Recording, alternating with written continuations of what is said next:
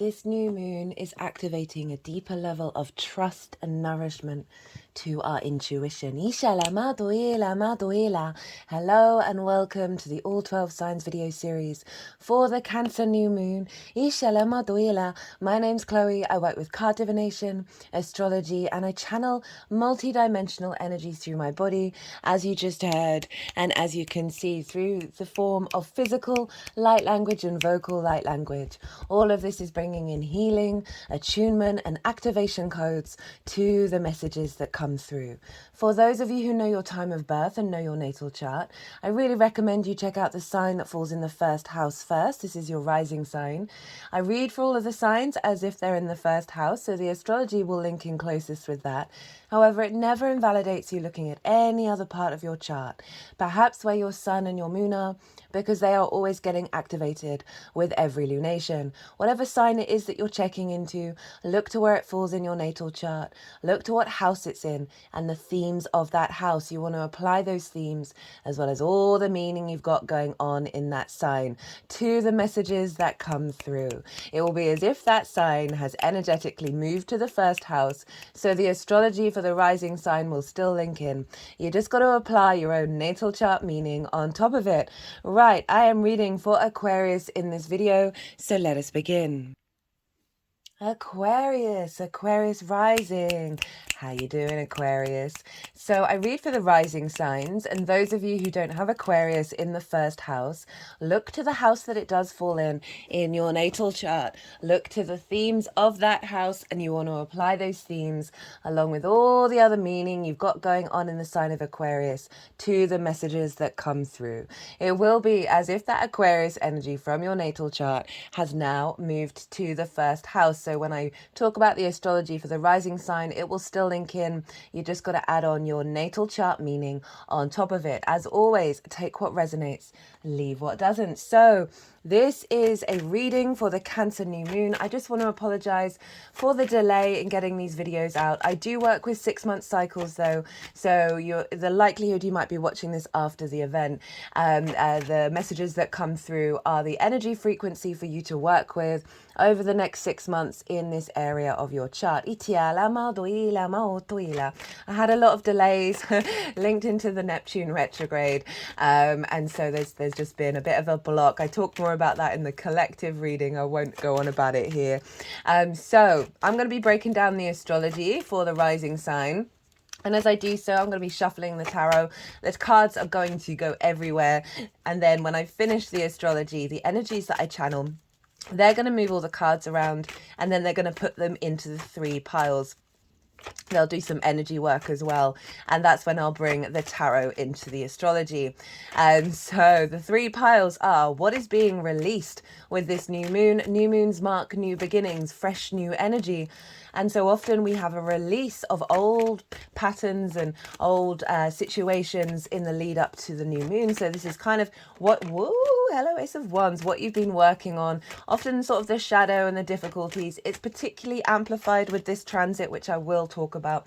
And so pile 1 is what's being released with this new moon. Pile 2 is what is being activated. What energy download are you getting that you're then going to be working with over the next 6 months? And pile 3 is how to amplify and work with that energy.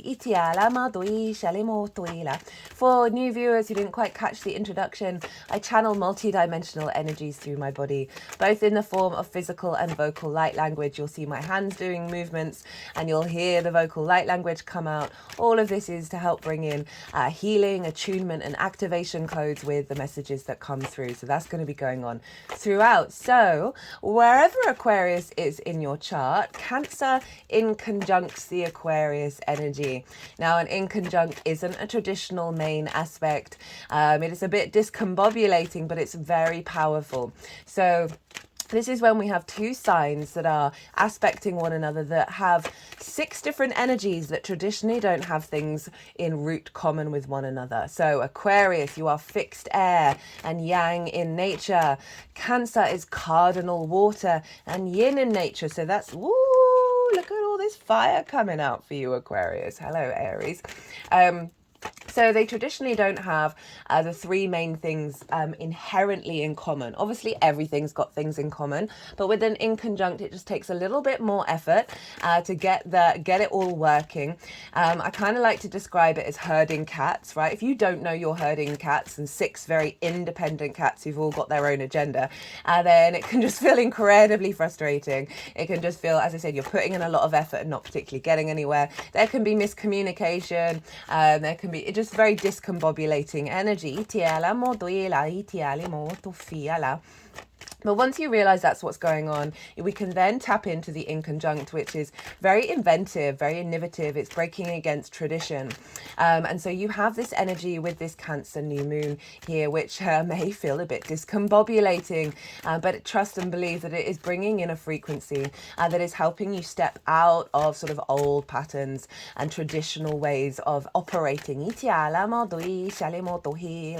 Now, I've done a collective reading. That is always the first reading that goes out, and that's where I break down the astrology of the moon in way more detail, right, of how all the celestial bodies are talking to each other at the exact moment of the lunation that form an energetic frequency. So I really expand on what that feels like. So if you want a deeper understanding of what this moon is doing, it's a pretty powerful moon, which I'm going to talk about why. There's lots of other things going on other than the moon itself. If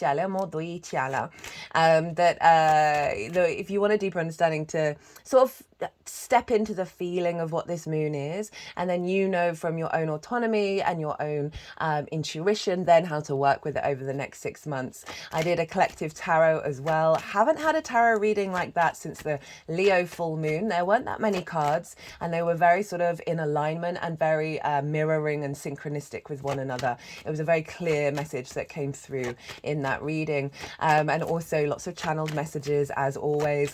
And I break down in more detail some of the key things I'm going to be talking about in this reading. I will mention the main themes just because I am aware that not everybody's got the time to check into the collective reading, although there's always some good stuff that comes out in that reading. So let's talk about why is this lunation cycle pretty damn powerful? Well, regulars, I've been talking about since Aries season last year, and hello Aries, when we had 2 new moons in Aries. Since then, the new to the full moons have been inconjunct one another, right? So I've already talked about the inconjunct. Words. An inconjunct is, so an opposition is a straight line, but an inconjunct is just a little bit it's a straight line, but a little bit either side, right? So either that way or that way. So it's got a bit of a curve energy to it, a little bit of a wonk energy, which means we get these downloads that are very powerful but not necessarily streamline, okay? And so we've had these downloads from the lunations from Aries season last year that have been inconjunct. These have helped unlock certain parts of ourselves that may not have been readily accessible if we'd gone the traditional route. You may have noticed lots of clues and signs of a new reality coming in. But then the old reality comes back and everything gets a bit discombobulated and it's not quite integrated because it does take a little bit more effort. And so we've had those moons. The last one was the Gemini new moon to the Capricorn full moon, which was the last lunation cycle, was the last inconjunct. And now we are going to move into the moons being back into opposition with one another. So we've got this Cancer new moon followed by the second Capricorn full moon, and they are opposite one another, 2 sides of the same coin. And so now we're heading into a cycle of lunations where we're integrating those more sort of inventive, future thinking, outside of the old paradigm energies that we've been downloading. We're now streamlining it with that straight line. So that's one of the reasons why this particular lunation cycle is so powerful. The other one is, well, it's linked into the eclipses. So we've had the nodal axis in Aries and Libra since July last year. Now, Cancer and Capricorn square that energy. I talked about the Capricorn energy in the last transit with the Capricorn full moon. And now this is the Cancer area. So squares. This is where things come into manifestation. It's ruled by Mars, and Mars can bring about conflict, drama, and frustration, and winning at all costs. Well, the square can, but that all just helps us understand where there's friction. It helps us understand, okay, well, how do we want to work with this energy? Is this really important to you? If it is, then how you want to navigate it. The flip side to a square, it's a hard aspect.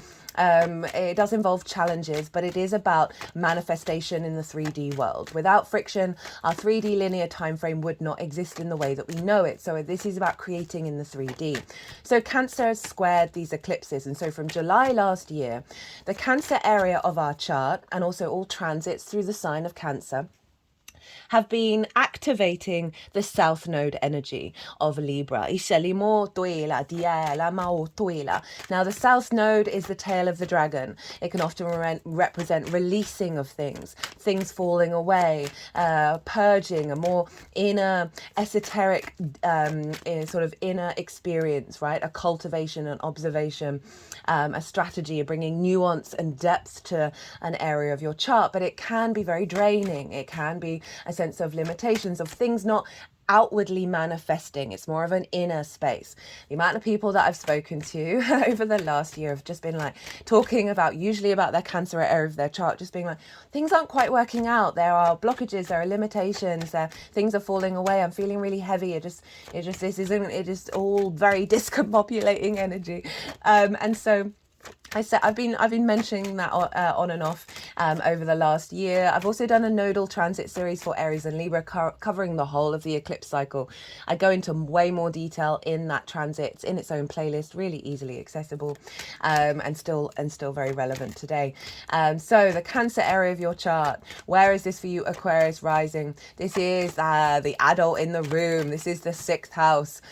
Work, how you work, physical health, routines, co-workers and pets, right? So work, physical health and routines, these are all things where we need to kind of be the adult in the room for ourselves and step up to the plate and actually put the work into it, because we can be like, nah, we'll just put that off. Oh, work is just heavy, blah, blah, blah, blah, all those kind of things, right? So you've had perhaps a drain in work and being able to find the motivation around it, being able to get into gear with your routines. You may have had physical health problems. It all depends on your chart and what's going on in the timing of it all. But these are themes that kind of come up with the Cancer area of your chart. As I said, like things perhaps falling through, being more in a contemplative state of what does work mean to me? How important is it? How can I redirect it and bring more meaning there? You may have had, as I said, issues taking care of your physical health, or just not really having the motivation and drive to do so.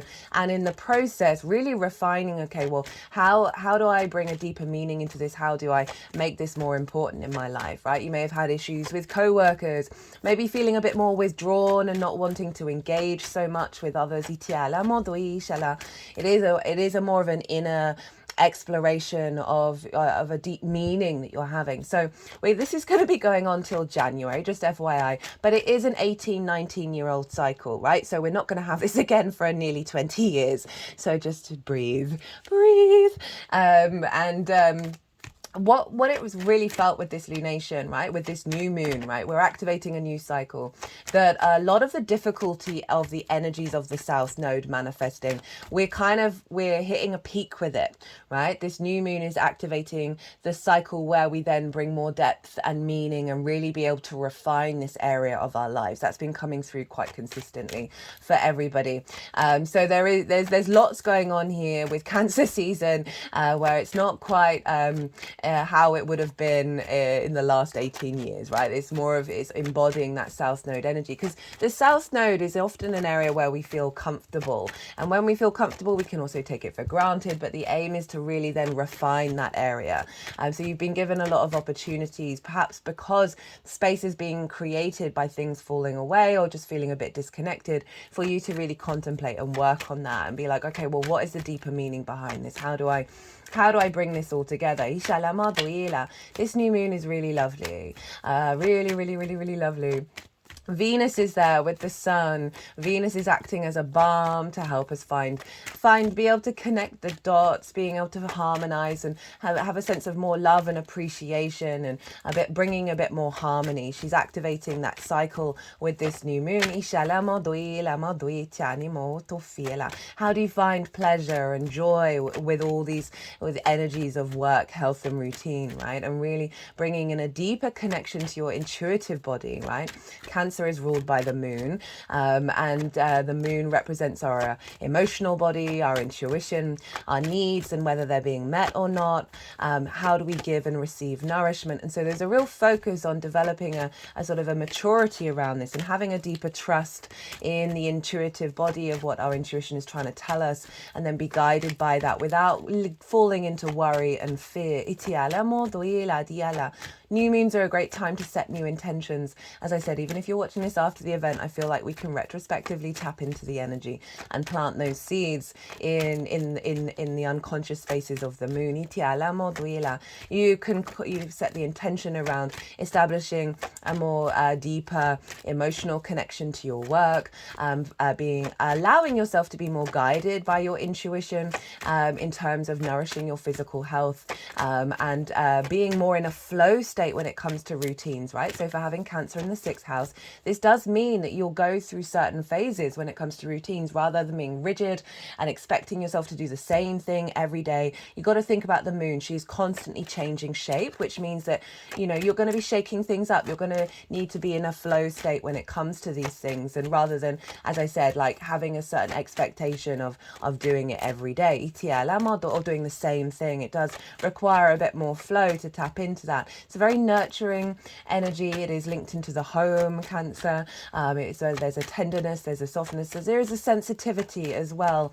And so we're really leaning into that trust and a maturity around our intuition that isn't going to get, and it ties into the Capricorn full moon that really grounded us and allowed us to think more long term, rather than get stuck in the emotional body in a way that does us a disservice. It's not about negating emotions, it's not about rejecting them, but it's about honoring the experience and knowing that they are transitory. And what are they whispering to you?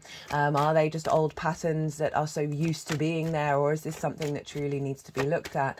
And we're never here to shame the emotional body, only strengthen it and support it.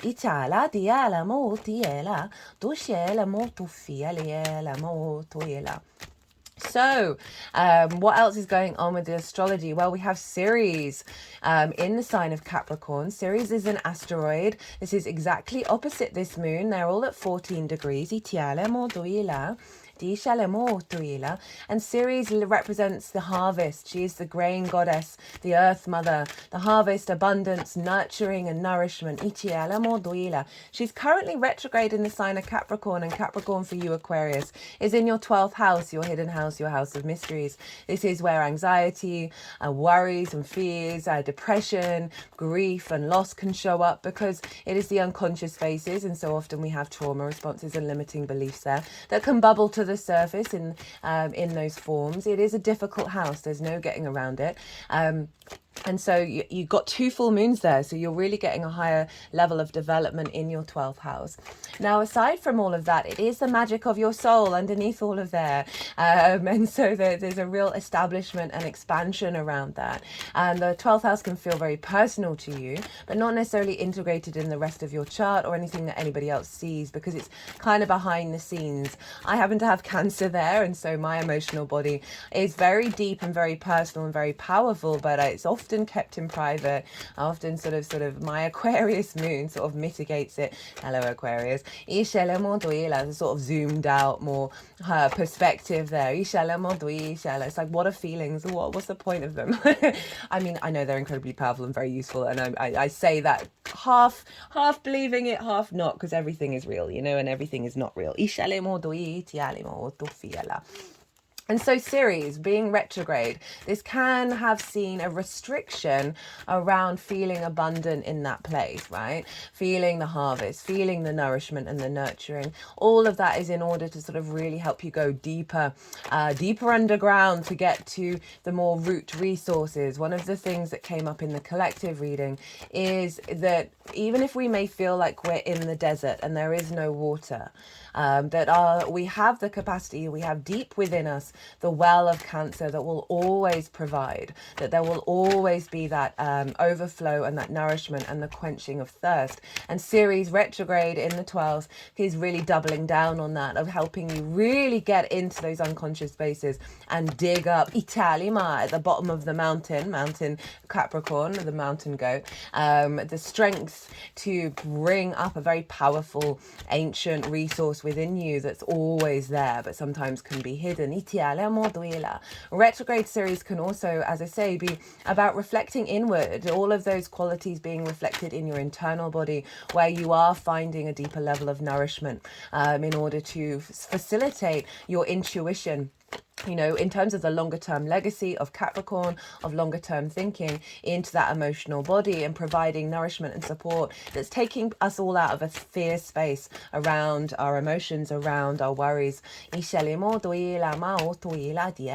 Now, what else is going on? Well, we've got a grand water trine. So we've got a lot of water energy. We've got all the support from all the water signs. We have Saturn over in Pisces, trining the sun and the moon and Venus, and Pisces for you is in your second house of your skills and your tools, right? In order to manifest and bring in regular income, it is the things that you value and how you value yourself. Saturn's just gone retrograde last Saturday, nearly a week ago.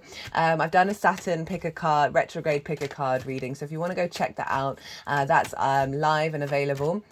Now, Saturn in the second, especially retrograde, overall just maybe you've been given some limitations and some blockages around these things, around, you know, being able to tap into this, but also really Saturn is setting you up for a longer term cycle of you stepping into your commitment, to your maturity and integrity around your legacy in regards to how you value yourself and your skills and your tools. Saturn is now retrograde, that's sort of internalizing authority and integrity in order for you to reflect on it. While it's in its retrograde cycle, it's a very mature planet. It wants you to walk your talk. It wants you to be integral and honor cause and effect. It's a very mature planet. It can be quite serious. And so this is trining the sun and the moon and Venus. A trine is an aspect of Jupiter, right? Jupiter wants to bring things together in order to expand, elevate, and this brings wisdom, a sense of faith, a sense of knowing, and a deeper confidence that allows more flow and abundance and opportunities and luck to come through. So we have a very harmonious aspect happening with this moon. So we've got this mature energy of Saturn. Saturn in Pisces in general, for the collective, is making the magic real. Of Pisces, right? Of really being able to see those synchronicities and see that this is part of our reality. See the non-linear thinking, the non-linear possibilities come into being, and not necessarily needing to overplan and overthink, and step out of the rational mind and allow the more expansive cosmos, universe energy to come in and provide some miracles, right? Now, Pallas Athena is over, she's an asteroid, she's over in the sign of Scorpio, which is in your 10th house, which is the peak of the sun on the day that you were born. This is about visibility, this is about your life purpose and your career. Career doesn't have to be life purpose, it can facilitate it. It is about your reputation and how the big outside world sees you. It's also linked into bosses. So you've got all your work houses being activated, Aquarius, with this lunation. Pallas Athena, as I said, is an asteroid. She's linked into embodied wisdom and strategy. So again, another sort of longer term thinking energy, a mature sort of, there's a sort of, even though it's all water, there is a sort of an element of let's step into line. Let's not This is why I'm saying like there's a release around hypersensitivity that does us a disservice because of these two planets like fueling and feeding into this new moon, of boosting a level of confidence and emotional control in the best possible way around the way that you work and around the way that you value yourself and your life purpose, right? So for a lot of you, this can be linked into career, of activating a cycle of you figuring out a deeper level around the way that you work, right? And that's going to be more visible and part of your longer term strategy in terms of your life purpose and your career. That sixth house, right? I say work. It's so important in regards to relationships. Can be romantic, can be any kind of relationship. Because if you understand how you work and you understand what's important to you, then you can step up to the table with other people and have an awareness, a mature awareness of how you operate, and therefore how you would operate with other people and how they work. So it's a very important aspect in regards, because if you think the seventh, which is about romantic, longer term romantic relationships, business partners, clients, the sixth moves to the seventh. So you've got to figure out the sixth in order to have healthy relationships. Also source over in the seventh with that seventh house. Itiala, which will be the next lunation cycle with the new moon in Leo. Itiala maotuila. So this is, again, really activating a level of maturity and longer term thinking without needing to... planning can be involved, but I really am being called in terms of the intuition here around... not falling into worry, not falling into fear. And, you know, we've got Jupiter in Gemini, which is adding in an aspect of playfulness here, finding the wisdom through play, through being curious, through being experimental. So there's a real focus around the work energy for you here, Aquarius, and obviously work applies to almost every area of our life, to be honest. Let's be real. What else is going on? Well, the moon is governing the whole chart. Okay, so whatever goes on with the ruler of a sign impacts the sign that it rules. And so we've got the sun and Venus there, and therefore the signs that they rule, they are being influenced by the moon. All the planets in those signs are therefore being influenced by the moon, and therefore all the signs that they rule. So the whole chart is being governing by the moon. The moon is in her own realm. She is at her peak power. And so I really like this for us all, especially following that in conjunct cycle of the first lunation that we're having. Following that is a holistic integration of the whole chart via our intuition, via an activation of our needs and our nourishment being met, starting a cycle of a deeper maturity around that.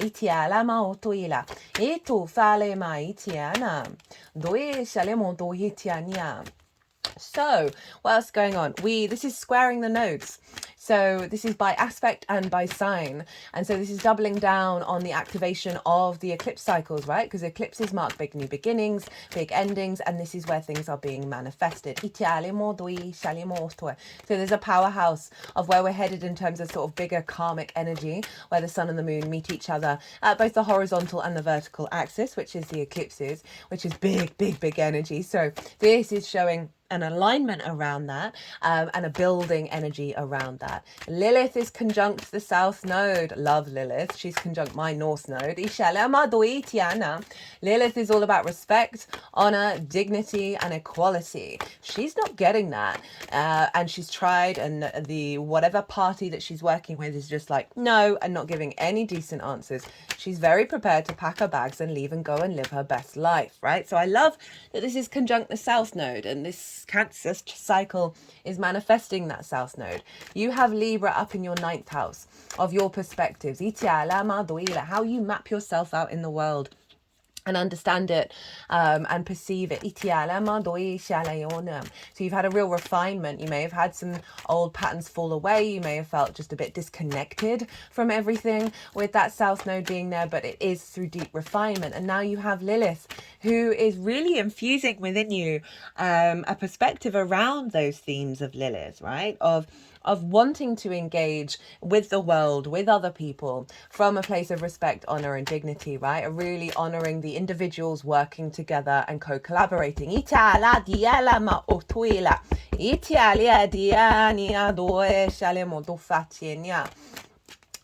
So super powerful stuff. What else is going on? We have a really lovely formation with Venus, Mars, and Saturn. Okay, so Venus is influencing this moon. She's nearby it. Venus is sextiling Mars. They've been sextiling each other on and off for a little while now. And Mars is sextiling Saturn. And a sextile is an aspect of Venus. So there's a creativity coming in. There's a sense of love and appreciation, a connection, a harmonizing between our passions, our desires, and our maturity and our integrity, right? So we've got our connections, our love, our creativity with our motivation, our drive, and our action, and a level of being able to commit to our legacy and our integrity, all working together in a very harmonious way, because Venus and Saturn are trying one another. So very inspirational and very creative. So essentially we've got our motivation, our drive, and our desire to connect through a level of maturity in regards to your roots and your foundations, where Mars is at the moment, the way that you work and the skills and tools that you have, as well as how you value yourself. So you can apply that one to work, one to working with anything else, and really establishing a higher level of motivation with this new cycle, which may have been a bit lacking, to say the least. Should have been very specific with these cards for you, Aquarius. Itana di shalimo duila ituela mautua. Okay, so as they're taking a little while to come out, I'll talk about some of the other aspects. We have Mercury in conjunction with Vesta in your 7th house in the sign of Leo. The 7th house is the house of the other opposite your sign, Aquarius. This is about, as I said, it's one-to-one intimate relationships. This is business partners, one-to-one clients, you know, your therapist, right? Your intimate friends, longer-term, more committed romantic relationships, as well as your relationship with Source. So your Mercury is there, conjunct Vesta, and Vesta is very much about the inner flame, the purity and the sanctity of your inherent soul contract, and the contracts that then stem from that. There's a lot of mythology and tradition around Mercury and Vesta hanging out with one another, otherwise known as Hermes and Hestia. Now, in the Greco-Roman period, every home would have an effigy of both of these gods and goddesses. Now, Vesta was deemed the inner space, right? The domestic realm, the inner home, the inner world. And Mercury was more about going out and communicating with the outside world. And so there's an element of when these two come together, Mercury gets a realignment to Vesta of your soul contract, and in this case in regards to the other, and Mercury is then seeking more information, more able to connect the dots, is wanting to communicate, wanting to understand, and work with and be inspired by this activation of this particular soul contract in regards to the other. So, as I said earlier, this could be this could be about figuring out the best way to work in terms of healthy relationship dynamics. This could be about for those of you in a romantic relationship that's committed, an elevation of your ability to communicate with one another. You can apply that to business partners as well. More communication back and forth with the other that is bringing it's all being drawn back into the 6th, right? Of work, health and routine, of making sure that those dynamics don't mean that you sacrifice that 6th house, and also be able to work together in a more harmonious way, because Venus is supporting this. We also have Juno over in the sign of Virgo, opposite Saturn. Juno is an asteroid representing commitment, your ride or die, and the 8th house for you is the outside world's resources. This can be big chunks of money, as well as interacting with the resources of the outside world. So mortgages, loans, taxes, bonuses, commissions, inheritance, both 3D and cosmic inheritance, as well as relationship dynamics, the give and exchange between you and anything other than you, right? The time, money, energy, intimacy.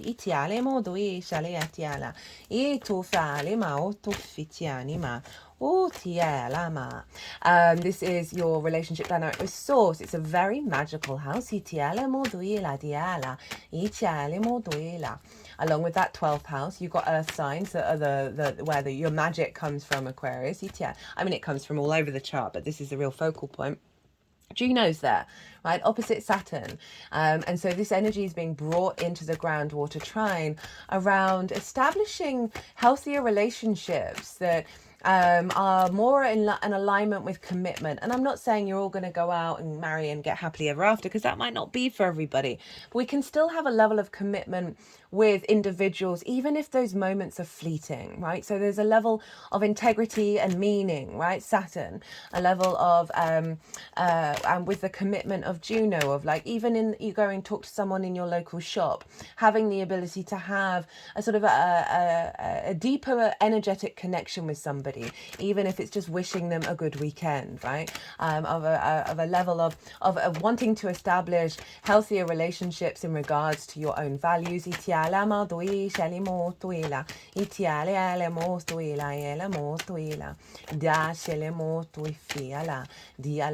terms of work, this can be an activation of a cycle around interacting with the resources of others. There you are, Aquarius. What was I saying? Oh, in terms of, because you've got all these work houses being activated, and obviously the 8th house can be about working with the resources of other people in regards to the way that you work, getting more resources. So to establish, say you want to be a small business, that can be getting a loan in. But overall, there's a level of commitment between the way that you make regular income and the outside world. So this is initiating a new cycle here, right? A sort of not quite a midpoint of the eclipse cycle. We kind of gone wait, are we over that? We're nearly, yeah, we're around nearly at a year. So we'll then have, it's till January that we're going to be having this. So there's an activation with this deeper level of trust in our intuition about where we're being guided and what's calling to us, that is connecting to a deeper level of meaning. More resonance in your life. Healthier relationship dynamics, as I said. Figuring out if there are people in your life that you do want to commit to. That can be very much a thing that you want to work it out with.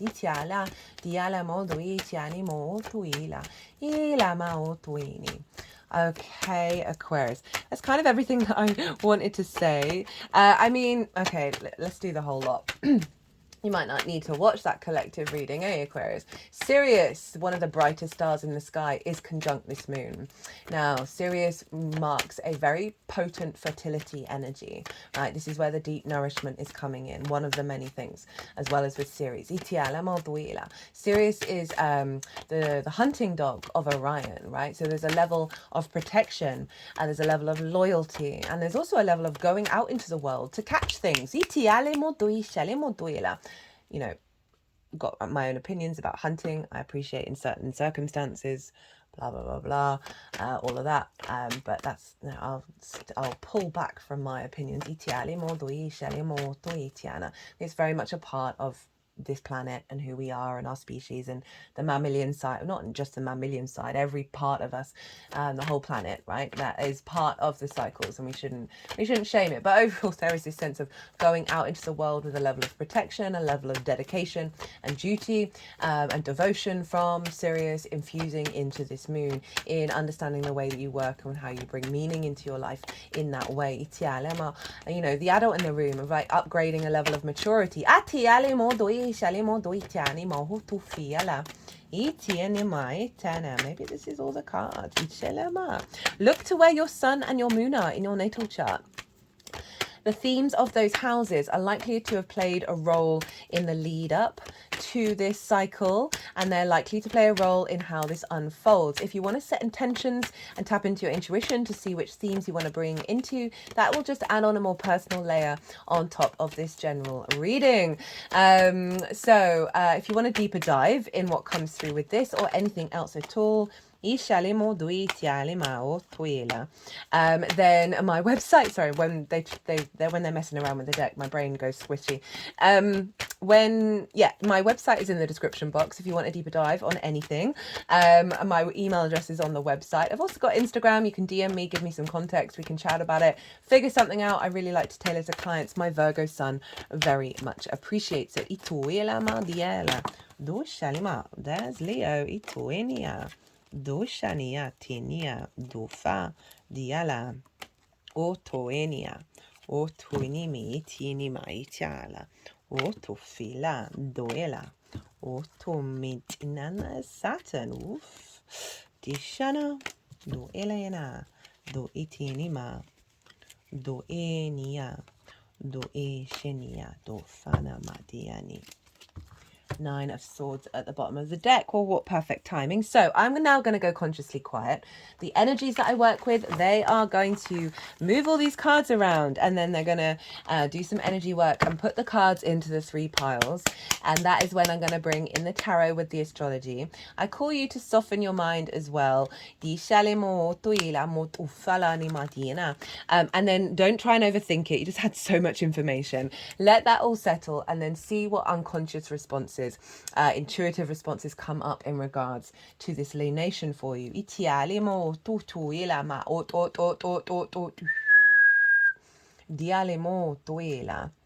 Diala.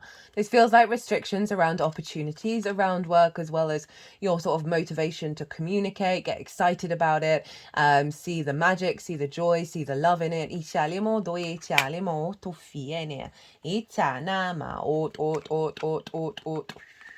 Di alianimo tiela di animo to hitanima to itianima dialimo toinia diala blockages around inspiration, motivation, drive, veracity. Ishela dialama inama doitianimo hutufalama dielama dietienia tufaliania Ototiania, dostofinia, ala dienia, diala. I feel like it's not quite upside, it's not quite in reverse. This is neither here nor there of like having vision, but also struggling with it, right? Not really having the momentum to act on it, but cultivating an idea. Ishalimo to Italia, Itialimo to menia, matni atinia, to fania. Oto eliatinima, do shanimo dietianima. 18 is shown up for nearly everybody. Ito falemo do etinia. Etania do shalemo toinia. Oto to. Diala duinia ma do etinia. Okay, for some of you, this has been affecting the the 7th house, right? This is Leo. There's just been a withdrawal around that and a restriction around it. Ma oto etiania. Oto ela moto fiela. Atinia doena. O enia do ela di ela. Ishalemo do etienima. Going from having very little cards, ituela, to having many. Isheti nietinia tufana. Dialama atinia. Itinima Dialemo tinia niamo utinia. Diana. Itinimo duela di enima etinima o tuinia do enema ritinima otinima di shanemo toetianima o tuinima etinia fanima ditinama o dianiama o tuminima do enema di shalema do etinima o tuela O tuela di nema di shanimo do hitienia. O tuela me di anima. O tuenima do ela. Do inima nima hitienia. Ooh, pretty powerful. Di shanimo do hitienima. A lot of major arcana. Di shania nama. Shania. Dinner. Dianima o to ini ani atinema o to ma diana dialama o tuma di shanemo to hela itiana atinemo doenia do etinima dialema o to etinia to ini etalini Atinima ot umbani madiala. Dum tini maditianima. Otofala. Loving this reading, Aquarius. Okay, so what are you releasing with this new moon? We have the Queen of Wands in reverse, the Strength card in reverse, the Wheel of Fortune in reverse, Ten of Swords, the Tower, the Hermit, the Two of Swords, the Two of Wands, the Devil, and the Eight of Cups. So, been on a bit of a journey, eh? So, we've got these cards. We've got the Queen of Wands in reverse. The Queen of Wands is very independent, very courageous. She knows her own mind. She's willing to be very steadfast in the ideas that she have and her passion and her courageousness. She is the entrepreneur, but it's where you cultivate it all, bring depth and nuance to it. So in terms of like passions and motivations, blockages around that, of not being able to quite be able to put in the dedication into what's going on, a restriction around feeling that passion, that fire, that light, that motivation. Not surprising with everything that I've just talked about that's coming up. This is being released. We've got the Strength card in reverse. Okay, so if we just think about just the tarot rather than going into the astrology just yet, this is about not being in harmony with yourself, right? This is operating in the upright from a place of love and kindness, right? Our instincts and our intuition with our higher mind, working together, right? Caring for one another, respecting each other's differences and working together. So there's something around the blockage of being able to do that and finding your inner strength, the inner light. This is the Leo card, the vision. If we link it into the astrology around the seventh house, right? So this can be blockages around really being able to figure out how to work with the other, any difficulties that there may have been, just not necessarily having the energy, the motivation, the desire to connect in a way that truly is like truly meaningful. Overall, just that strength. There's an element of a drain of your energy. Wheel of Fortune in reverse. I mean, this is so appropriate for South Node energy manifest. So this is the feeling that, oh, things aren't quite, the wheel is never gonna go up again, right? Things are just sort of see, like it's like the wheel is just gone up a little bit, back down again, up a little bit, back down again, up a little bit, back down again, of not having those opportunities, right? Of things falling away, of feeling like you're at the bottom of the wheel, that fate isn't in your favor right now, right? Ten of Swords, a sense of immobilization, a sense of you cannot move, you cannot go, you cannot get and do anything. This is very much sort of the heaviness that this transit can bring about, of again, of just feeling very restricted, and not feeling like you're moving forward, like things are manifesting and expanding, right? That's more of the Capricorn energy.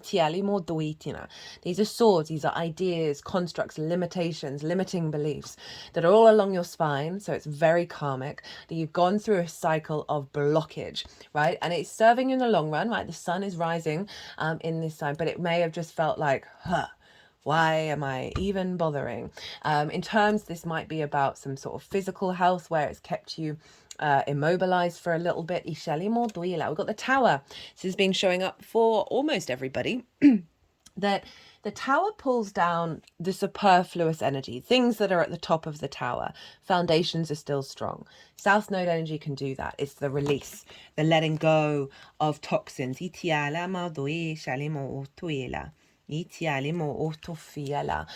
go certain situations, just disappearing in your life, right?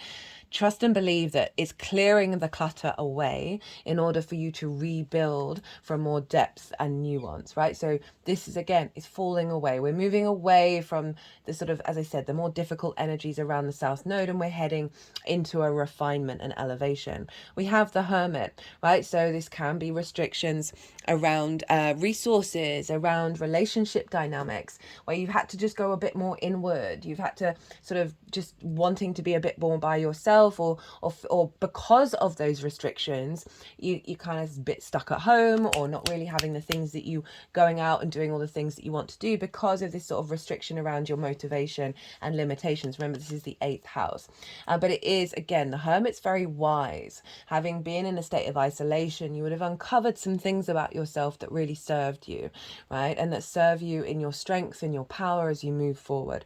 But again, this sort of inner Hermit phase is falling away. It's being released. We've got 2 2s showing up. They have very similar energy. The 2 of Swords, this is the moon in Libra. This is about acknowledging that you're in a transition phase, that you're having to go inward and figure out who on earth are you? Who are you taking into the future? Who are you taking into this new realm? This figure has just got off the ship. They're at this new realm. Who are they truly? Now that they may not be limited by ideas and preconceptions and contraceptions, that might be for some of you, concepts about self that actually probably had nothing to do with you, that were just part of your conditioning, right? We're so many, like, so, the more that I peel back my own layers, I'm like, what I thought was me was not me. It is me because everything is you, but also not. And so there's an element of reflection that you've gone through. Again, this is being released. The 2 of Wands is getting the lay of the new land. It's a restlessness, though. This figure's also in the home again, so there may have just been restrictions around work where you're not as busy.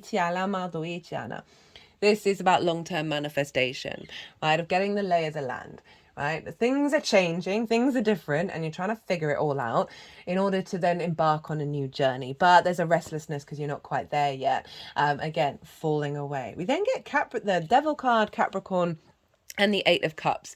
So Capricorn, 12th house. Trauma responses, limiting beliefs, anxiety, depression, a sense of inner, and also the power of you. I'm getting both of those messages. That power is more coming over into the next section, but an awareness, because of what's been cleared, of perhaps some things that have bound you, right, that have limited you from that 12th house, and given you the space, because things have been cleared, for you to be able to reflect on it. Remember, that Capricorn energy is being exaggerated. But in terms of falling away, there's a sense of certain limiting beliefs, certain trauma responses, addictions, whatever it is that's limited your soul's frequency, that is no longer needed in the next part of the journey, falling away. And then we get the 8 of Cups. This is Saturn in Pisces, very appropriate. This is about making the very courageous journey to walk away from unconscious responses that are so ingrained that they feel so inherently comfortable, even if they're not good for us, right? It can be really difficult to even observe these, let alone make the decision to walk away from them. And there's a part of you that's decided to do that and gone to climb the mountain to get a higher perspective. So this may be about a certain job, a certain way of working, where you're like, this is easy, or this, I'm fine at this, but it's not nourishing your emotional body. It also, this can be about, say you've got certain habits and routines that aren't helping your physical health or helping you, and you're just in awareness of them, right? I've just had vaping come to mind, right? I smoke roll-ups. I convince myself that it is using all of the 5 elements, if you count the love that I feel towards it, that it's a sacred act, and I'm more comfortable with that. I know it's not good for us, than vaping, right? That's just a continual cigarette, that's non-stop nicotine, and there's all the sort of the glycerine that's in there. And I'm not saying this to shame anyone, just like there are so many things out there that we have in our lives that are those little treats, and they help us keep going, and that's so natural given the chaos that's out there, that we have those kind of impulses. But there is an element of okay, right, now is the time. Now this is, I know that for me personally this isn't working, so it's all subjective to you, that there is an element of you deciding, right, this isn't working, I'm walking away from it. As it's Saturn in Pisces, this could be linked into a certain skill or tool or a regular income that you get, where you're just like, this is putting the roof over my head, but my soul is breaking, and this isn't working. And you've been reflecting on where you want to go next with everything that's been going on in the sign of Cancer. So that is what's being released. That part of the journey, your acknowledgement, you've done a lot of that journey, and we're now moving into the next cycle of This is quite very powerful. Okay, so this is the download. This is the energy that you're going to be working with over the next 6 months. We've got the Fool, like really doubling down on the fact that this is a new adventure with this new moon. This is really open, heart open space, right? The chest is really far forward on the Fool, which means leading with its heart. It sees life, the good, the bad, the ugly, the beautiful, as pure awe of the wonder of existence. So curious. It wants to go out and explore an adventure. This is saying you are going on a new adventure. You are embodying a new frequency around all of those themes of the 6th house. More heart open. Love that. The Lovers. This is Gemini. So there's something about falling in love with your work all over again, falling in love with your body, with your routines, finding more connection to it, right? We've got the integration of the masculine, feminine, and spirit in order to make the right choices that serve your longer term goals, right? This is all about at crossroads, big important times in your life of being able to make the right decision. As I said, falling in love again. You know, I talked about relationship dynamics, right? We've got stuff around Leo showing up. And Virgo, in terms of you making a new leap into a level of dedication when you're operating with another person. Yes, it can be about a romantic relationship, but that's not for everybody. But coming to relationships and working from that space, from a place of love, right? And that can be obviously with absolutely anything. I've got the Ace of Cups. Overflow. An overflow of our intuition, of peace coming in, and a sense of abundance, right? Rather than the fear and the scarcity, right? The new reality where spirit and source is winking at you and going, you know you're going to be okay, right? You know all of this old paradigm stuff is just letting you know that you're stepping into something new. Again, an overflow, sense of abundance with all of those themes of the 6th house. That's really such a positive energy coming in of like your intuition and how your needs and your nourishment are being met from a place of overflow rather than from a place of scarcity. Alignment. 8 of Wands, everything falling into place. This can be internally and externally. So rather than the discombobulation, rather than like the drain and things not really quite working out, now we're stepping into a deeper refinement and therefore an alignment in this area. This has been showing up for almost everyone. Followed by the Ace of Wands, passion, drive, motivation, activation, right? The virility to get up and go and be and do with all of this and all of the themes that I was linked into. Like a real renewal of energy. And you've got another ace. You've got 3 aces showing up. This is double, and the Fool. Wild. Oh, forgot to mention, Gemini for you is in your 5th house of your creation energy, pleasure, joy, play. So there's something around you being able to bring that into your work. So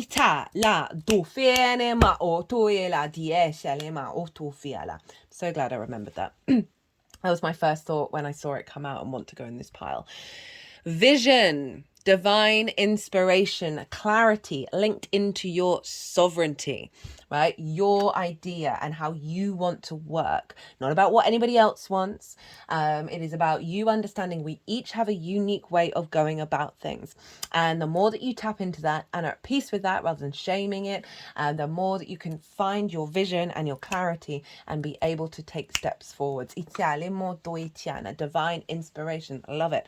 9 of Cups, going with that 9 of Swords in reverse, which is shoulda, woulda, coulda about the past, fear about the future, sleepless nights, anxiety, not being present, just overall like, what's going on in reverse. Love it, with the High Priestess underneath. And there's the final ace, shut up, opportunities in the material plane, a renewal of how you build in the world, coming from your intuition, which is releasing this anxiety and activating feeling good, feeling gratitude and abundance about existing. The more that we do this, despite what may be going on in our lives, the more the universe is like, okay, we're going to match that energy. It's not about denying the emotions you may have in those difficult situations, but it's holding space for this at the same time. Love this. You feeling very confident and emotionally connected to the way that you work, right? This can see a more emotionally aligned physical body as well. The the sun. Joy, play, animation, freedom. So for some of you, this might be about going your own merry way in regards to work, or at least having more confidence to be being your unique self. This is also bringing in new vision around the way that you work, a new animation, energy, with all of those themes, right? The sun is a big yes card. So with all of those themes tied in regards to activating this cycle around having a healthier relationship dynamics that are coming from a more open space, right? Rather than the layers of the limiting beliefs and the trauma responses in how we work with other people, how we work with ourselves, how we work with source.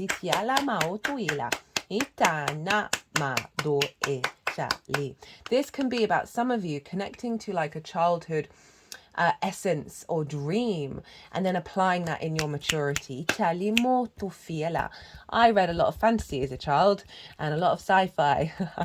I personally have always thought that I might not be real, and that I am in fact a robot, as well as being a witch. And here we go. Here we are. Page of Cups. Now this was in the reverse. Remember, quite a few of these cards were in the reverse of blockages there.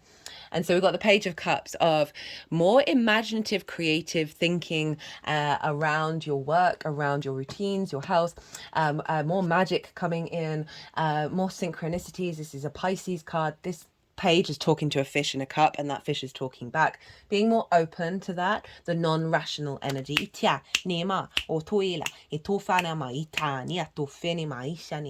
More opportunities that are linked into work that brings you emotional satisfaction and love. Loving what you do, being excited. Pages are very excitable. They've just got into the court. They want to go out and about and tell everybody what they're doing. And so there's this element of excitability. We've got that child on the sun as well. We've got the Fool. There's a real an awakening.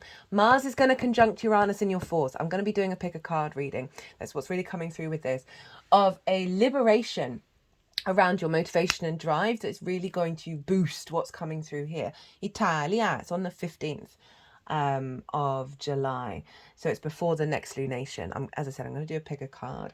As I said, opportunities that have you be filled with love and care about what it is that you do, being able to understand and connect the dots and get messages around the way that you work. Judgment, the King of Cups, and the Emperor. Boss energy. This is Pluto. Pluto's currently in your sign, Aquarius. It's going to dip into a Capricorn on the 1st of September. But essentially, you're entering a 20-year cycle of Pluto being in your first house. Wild. I've done Pluto in Aquarius transits. Go check them out. I will be doing the final one when it heads back into Aquarius. But essentially, this is a sense of ascension, right? These are the dead. These are both past versions of you, ancestors, past life energy. And so often we can have grievances, right? We can have stuck energy, and it's all sort of festering in our coffins. But the angelic frequency is coming along. These figures are grey. They represent wisdom. It's the same as the Hermit. So there's a sense of ascension and what am I trying to say? There is a level of ascension here, of a releasing of those wounds. Like Judgment Day, resurrection.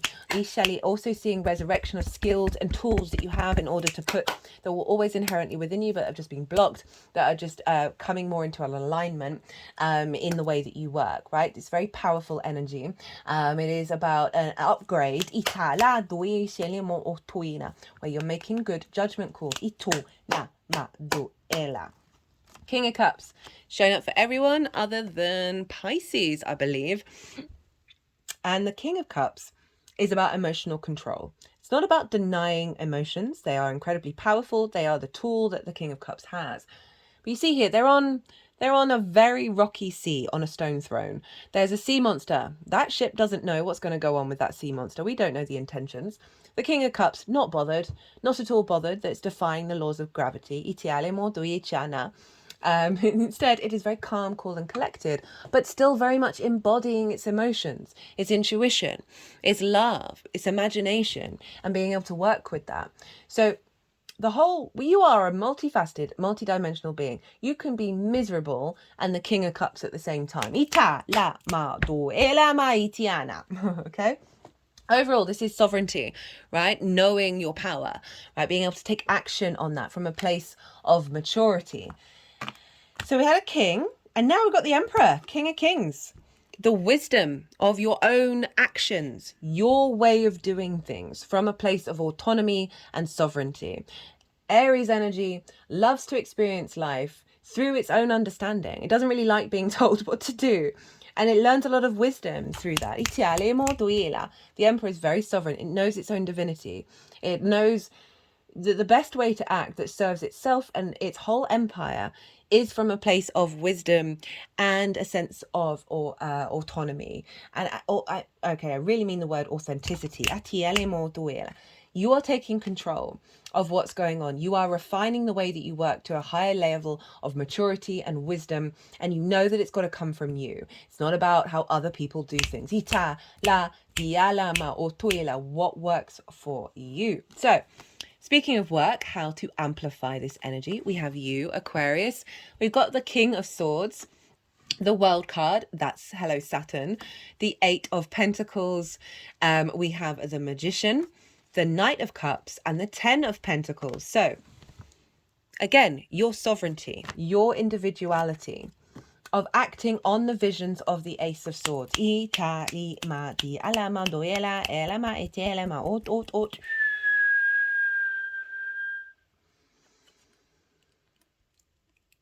There's a clarity that is within you to tap into. I would call you to meditate. I genuinely, however meditation shows up for you, right? You can walk around and that can be a meditation. Allow some stillness for the ideas to come through, Ace of Swords, and then act on them without expectations or assumptions. That's so difficult to do. I know I say it all the time, but it really does work wonders. I mean, I fall into the pit every now and again with expectations, and I'm like, oh, why didn't that turn out that way? Well, because it didn't. Move on with your life. But the King of Swords is the capacity to have a sense of determination.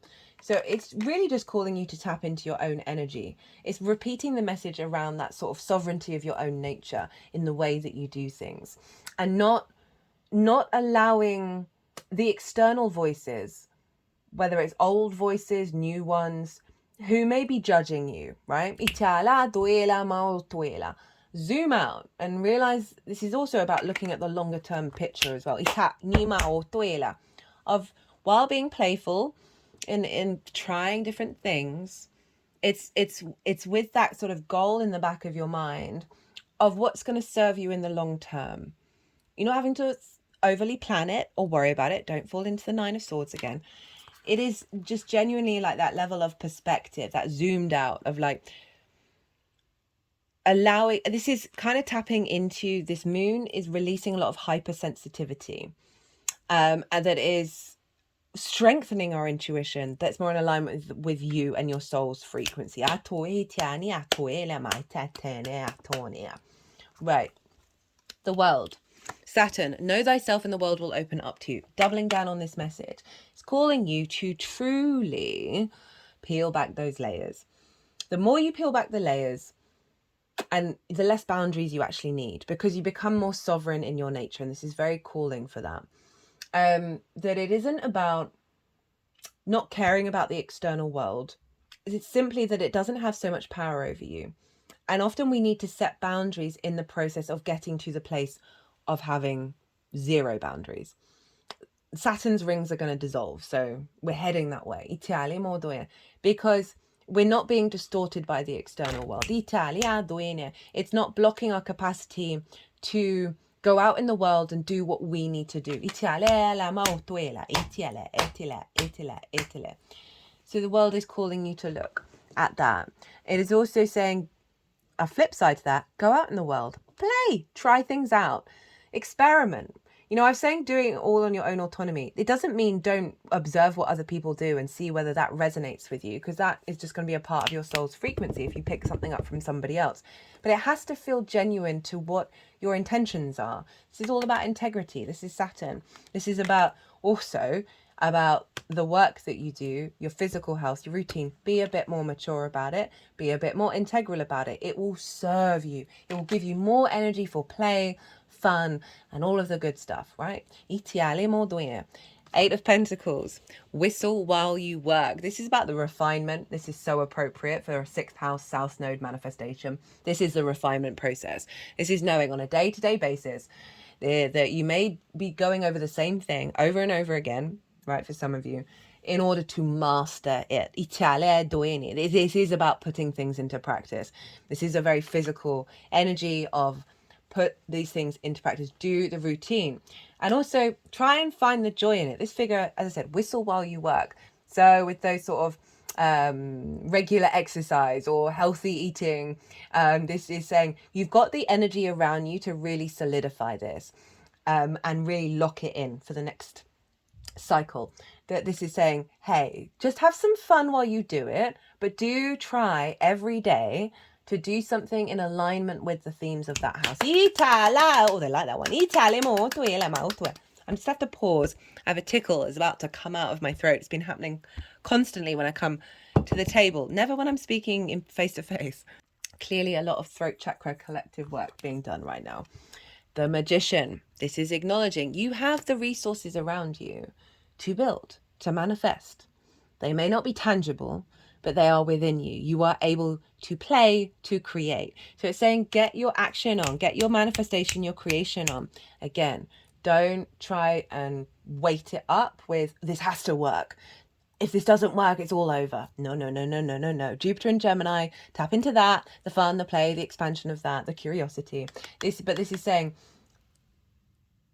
do levels of bringing things together in order to create from your space, right? This is Mercury. This also we're thinking about relationship dynamics and relationships in your life. This is genuinely saying a level of maturity and clarity and work that can create magic, right? There is an element, because Mercury's there in Leo, there's an element of working with source as well, in order to bring things into being, create a space for source, and start co-creating.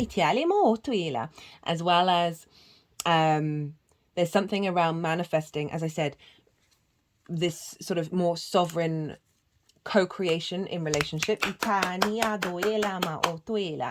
Knight of Cups, 10 of Pentacles. Knight of Cups, go about with flow. So this is sort of high. We've got some seriousness here, and then the Knight of Cups is hey, have fun, enjoy, seek out what brings you joy, what moves your emotions, follow your intuition, fall in love with things. Fall in love with the task you've set yourself that day, right? This is the embodiment of water.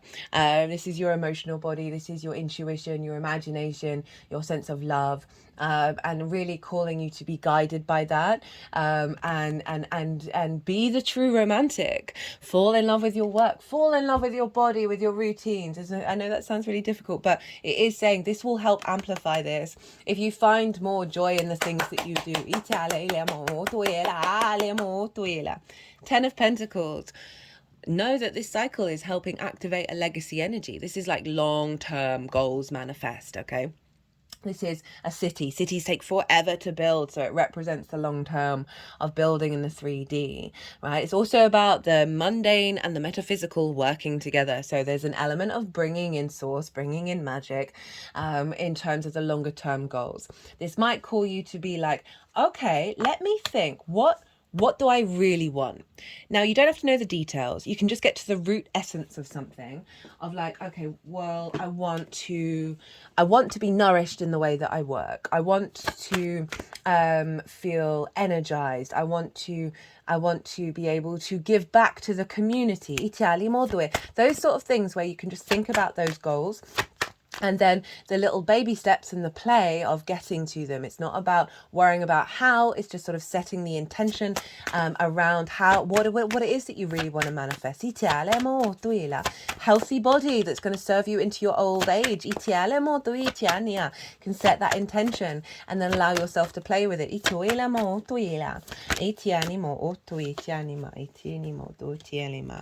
Right, we've got one. I just feel like one more wants to come out. But this is a level of dedication, of honoring, like, okay, you can enjoy those. It's all about. I'm not everything. This is like a more of a work orientated house.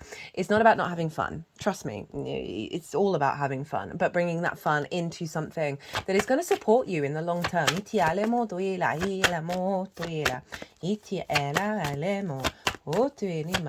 Okay, what does Aquarius need to know that might not have come through in the reading, or elevating the messages that already have come in? Whoa, okay, that's a bit too many. Oh, all right then, let's do it. This is the last reading of the day, so let's crack on.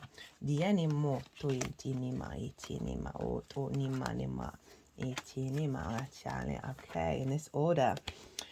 Root girl. Who got that? Aries got that. That was pretty powerful. The disowned self. Before, because I know what this is going to say. That 6th house, so often we can neglect it because of relationships in our life, right? We can go into a relationship that isn't supporting the way that you work, isn't supporting your health, your routines. We can prioritize other people, and it can get really, really neglected. And so there's something with this showing up around wounds that we have from the inner child, from parental love languages that, you know, perhaps abandonment issues where we go into self-sacrifice, or just sort of neglect of ourselves if we were neglected. That all can show up in the 6th house. The disowned self. Hidden beauty, the need for acceptance and love. Root girl sits shivering, unclean and naked, at the base of the tree of the self. She is unloved, unwanted, and shunned for her deformities. She has no home, but is safe burrowing underground to dwell near the deepest roots of this sacred tree. Who is she to you? Could this urchin be one part of you that, reintegrated, can lead to wholeness and true purpose? This is a part of you, the embodiment of a deeply flawed perception of your failures, manifesting as guilt and shame. I kind of talked about that in terms of, you know, other people's opinions about the way that you work, or perhaps things not manifesting and then feeling into that space.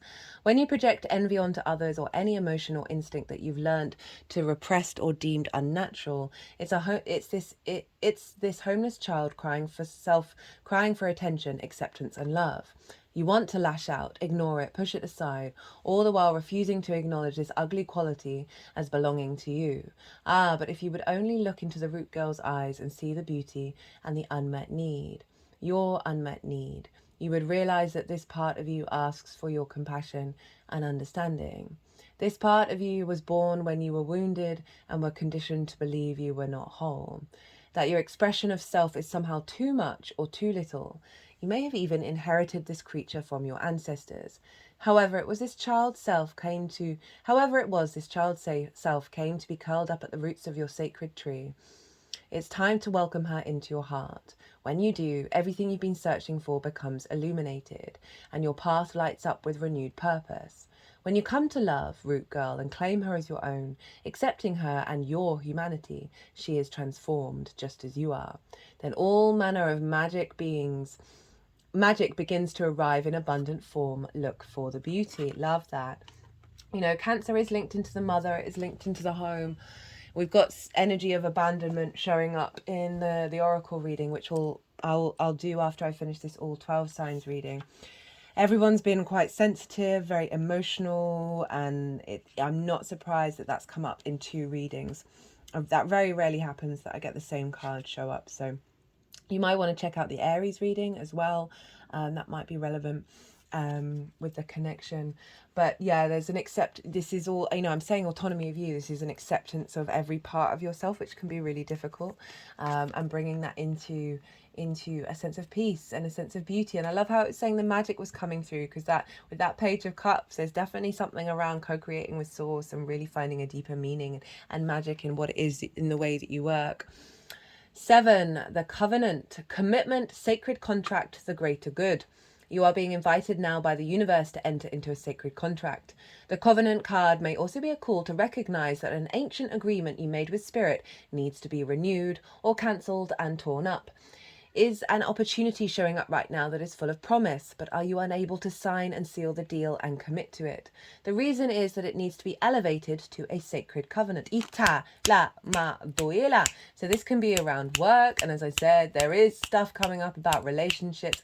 That can be a business partner, as I said, a friendship. There's something about an elevation here. That sacred covenant, that's Venus, not Venus, Vesta, began with a V, conjunct Mercury. A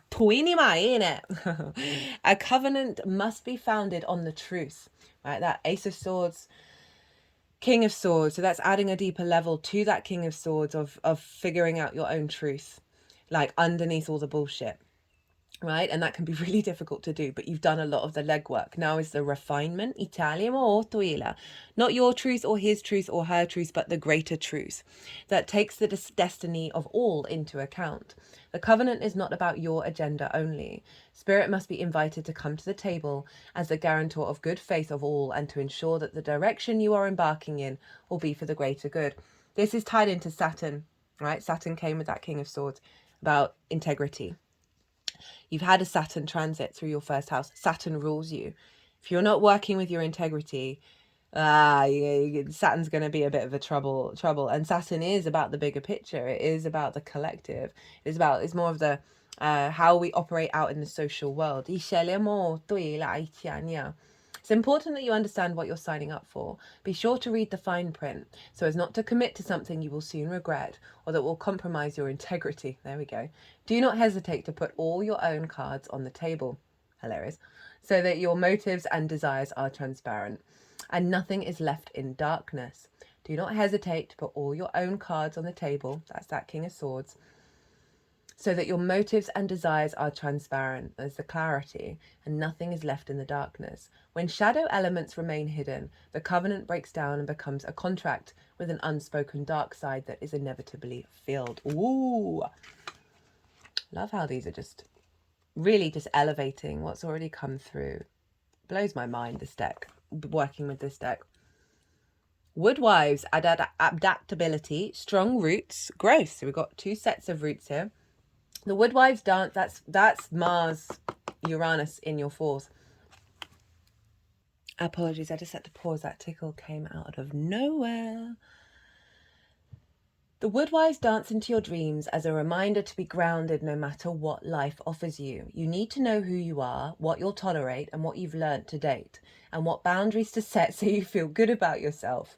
Life is going to offer you something extraordinary now, and in order to learn and receive its blessings, you must remember that being grounded gives you more freedom, not less. That's Ceres over in your 12th. You have everything you need. You have all it takes to do this right now. You know, so rather than like losing hope around the sort of difficulties that you've been going through, I really love that this is coming up. If you also keep reminding yourself to be flexible, you'll be amazed by how well things play out for you. So again, not the expectations or the assumptions. You know, I nearly said about that King of Swords, because the King of Swords can be quite stubborn and quite rigid. Hello, fixed sign. I'm also a fixed sign rising sign. That I nearly said, but don't be rigid. Allow the flexibility. I might have mentioned it with Jupiter being in Gemini, influencing everything that's bringing in more mutability, but I don't think I did. But that was definitely in the forefront of my mind. The Woodwives are both wisdom keepers and students of the new world, as these forest spirits have the uncanny ability to adapt to changing circumstances and always find the perfect way to grow and expand. They represent what you already know how to do. Learn, be in a beginner's mind, let go of your rigid notions of how things should be, and be present to what is right now, unencumbered by your projections. Is there a storm brewing because things need to change? No worries, nothing can uproot you now, and it will pass, and you will dance with nature and move with it all. Perhaps you're being given an opportunity to take a chance on something new, and you're not sure how far you can go without losing your footing. Have no fear, for when you remember your roots, your integrity, your authentic self, you can stretch yourself beyond the invisible line you drew. Go for it. You'll be so glad you did. That's what I mean about this. I've been using this since the Gemini transits. Every time the words are just, oof. Those are all the things that were said. I love it. Makes me feel less mad. Fortune's wheel, luck and right timing, a turn of fortune. Well, you had the wheel of fortune in reverse there. As I said, that was falling away. The fortune's wheel is a sign that luck has found the right timing in your life. You have the magic touch. Hello, the magician. And everything turns to gold. There is nothing you can do wrong. You only need to hold what you desire as your intention. And it becomes true. Do not waste this power on trifling things. Dream big, for surely this opportune moment will pass. Such is the nature of Fortune's wheel. Use the creative power of the Fortune's wheel. You know, this is Jupiter. Jupiter is the wheel of fortune, and it's in your 5th house of your creation energy. You're getting a massive boost there. Yeah, that transit, still very live, a year-long transit. It's in its own playlist. I thoroughly recommend it. It's trining your Aquarius energy. That was so much fun to do. All of those Gemini transits were. There's also some pick a card readings that were linked into conjunctions that were marking new cycles that are still very relevant as well. They're also in their own playlist.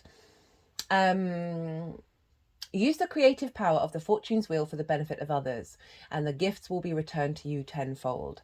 Use it only for your own gain, and you will be left impoverished and with the bitter taste of squandered opportunity. Fortune's wheel comes unannounced. Notice the early signs, the coincidental encounters, the seemingly magical and synchronistic events that herald its arrival. That call, that email, that invitation. I feel like, one, this is a way of your work being given, you know, paying it forward to the community, to others, in the way that you work, as well as the co-creation with another person, right? With that 7th house, that it isn't all about you. It's all about you, or it's also not all about you. Welcome to the paradoxes of the universe. That there's something about that here, that is calling you to, with this refinement of what's going on here, that the way that you work and the work that you put out there is serving the bigger picture. It always is, but this is doubling down on it, because you've got 2 cards that are saying about integrity and about the bigger picture. And so there is something around here. Perhaps there's a business partner that's coming through, and the work that you're going to be doing together is going to be really paying a lot of energy forward, right? So there's something, doesn't necessarily, it could, as I said, check out the synchronicities. That call, that email, that invitation, that chance encounter was no accident. They were all choreographed by fortune. Do not wait any longer. Carpe diem. Seize the day. Recall your boldest and noblest longing and invite it into your life. This invitation is all that is required. Well, Aquarius, what a reading. If you want to go deeper in this or anything else, my website is in the description box. Send me a line and I'll get back to you. My Virgo sun loves to facilitate. If this resonated, or if you just simply enjoyed the cards and the astrology, I think this is the longest reading so far. Hit that like button. It brings me a lot of joy. It lets me know that it is resonating out there. And facts are facts. It does help the algorithm. So, Aquarius, be good to yourself. Be good to those around you. Safe travels, and be well until we meet again.